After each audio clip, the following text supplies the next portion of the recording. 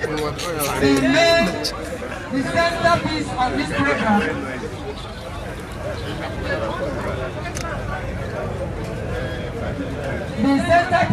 this program and that is Ewaji.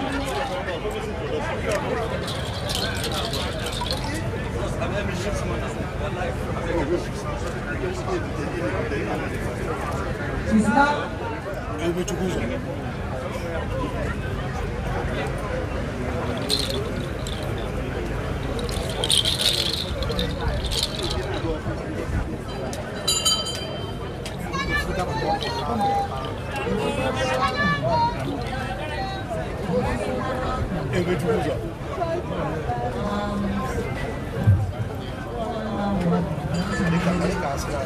Saya dia